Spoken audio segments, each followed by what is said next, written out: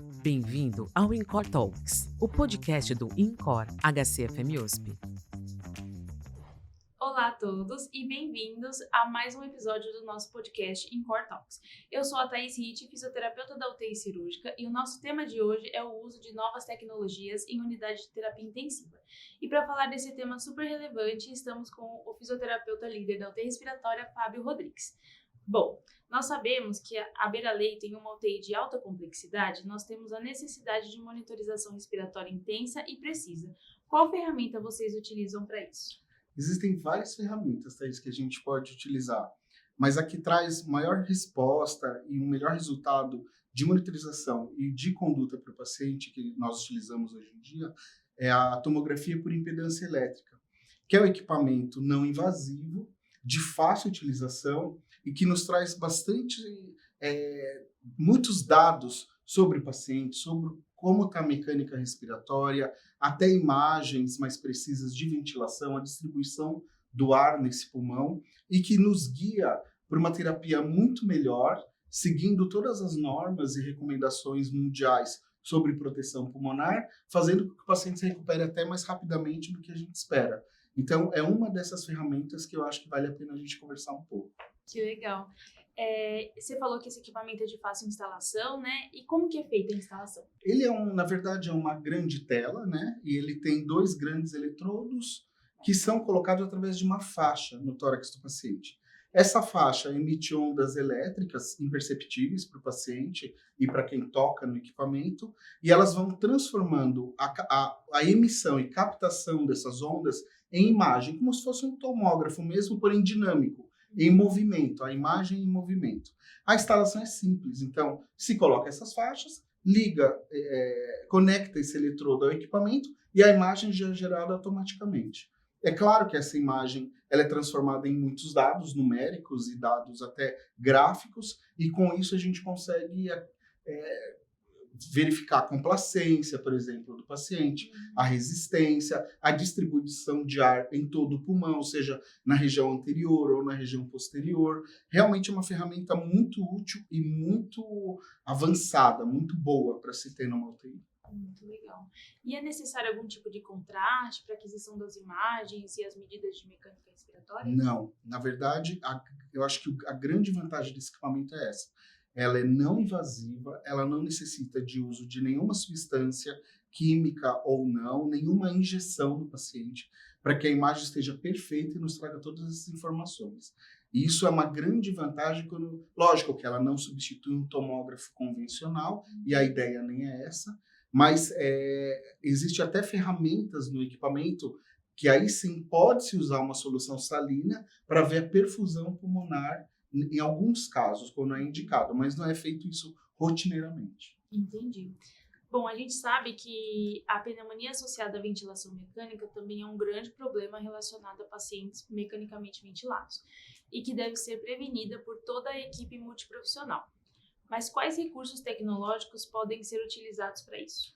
Eu acho que o grande problema de toda a UTI é essa pneumonia, principalmente aquelas causadas pelo ventilador mecânico. É uma luta mundial contra isso, porque isso aumenta o tempo de internação do paciente, aumenta a mortalidade e existem bundles, né, de prevenção disso. Então, a escovação, a higiene oral do paciente a cada 6 horas, o cuidado de elevação de cabeceira de leito, diminuir a salivação do paciente, a famosa cialorreia, mas isso ainda se mostra não 100% seguro ou 100% eficaz. E há também sempre uma dificuldade de adesão dessas condutas em muitos hospitais. Então, existem algumas ferramentas que são equipamentos que nós podemos associar a isso para reduzir realmente, de fato, essa incidência de pneumonia por ventilação mecânica. Uma delas que seria usar tubos, né, orotraqueais ou traqueostomias com aspiração supracuff. Essa aspiração ela fica contínua nesses artefatos e é controlado por um equipamento que vai no vácuo da UTI, um equipamento simples, porém de uma tecnologia boa. Então você regula a pressão, você deixa uma pressão até 20 centímetros de água e fica aspirando aquela saliva ou aquela substância que fica entre a boca do paciente e o cuff, que a gente sabe que pode acontecer microaspirações por ali com a variação da pressão do cuff. Então é uma forma de reduzir isso associada a todo o bundle.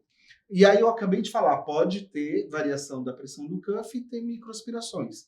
Então nós também utilizamos aqui, inclusive, um outro equipamento, que é um equipamento que ele controla a pressão do cuff continuamente. Esse equipamento, sim, eletrônico, você conecta no conector do balonete do cuff, seja em traqueostomia ou em tubo orotraqueal, e coloca a pressão ideal que você quer. Nós sabemos que entre 25 e 30 é uma pressão boa que não causa lesão na traqueia e não deixa essas substâncias descerem.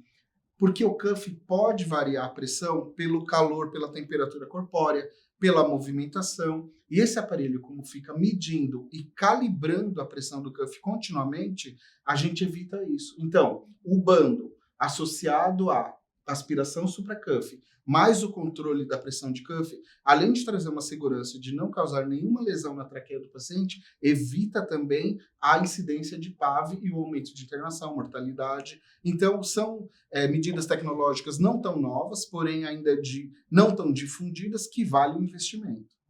Muito legal.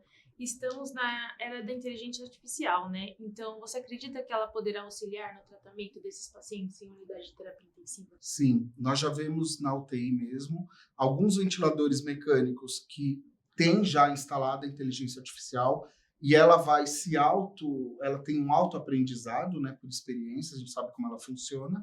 Nós fornecemos essas informações e ela vai nos dando informações importantes sobre, por exemplo, esforço excessivo do paciente para respirar, que pode causar lesão pulmonar, avisa se há variações muito grandes e assincronias, isso tudo a inteligência artificial já está aprendendo e nos fornecendo, e também há uma tendência de se desenvolver inteligências artificiais que predizem, por exemplo, sepse, o paciente em insuficiência respiratória aguda, o paciente em choque, seja ele qual for, ela prediz até 12 horas antes do acontecimento. Para isso, ela vai aprendendo também, ela associa exames laboratoriais, os controles do monitor cardíaco ou monitor de resposta, né, que é a frequência cardíaca, a temperatura, a pressão arterial, frequência respiratória, e pega dados do ventilador mecânico também. Faz uma associação e nos fornece informações extremamente importantes, evitando também grandes incidências de doenças graves ou até de morte do paciente. Isso tudo está em desenvolvimento, mas eu acho que é um caminho que já está sendo bastante percorrido.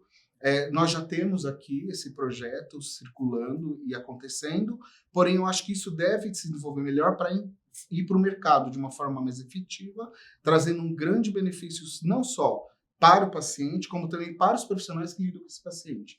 Porque a sepse, por exemplo, que pode ser prevista, nós sabemos que ela é responsável por grande quantidade de morte na UTI. Prever isso e se adiantar ao acontecimento vai ser um grande pool aí de salvamento de vidas e de modernidade e de forma também não invasiva. Sim, tem que pôr tudo, né? Tudo. É o que salva vidas. Né? Exato. Bom, agradecemos imensamente ao nosso convidado por compartilhar seus conhecimentos e com essas novas tecnologias podemos esperar um futuro promissor para o cuidado intensivo dos pacientes.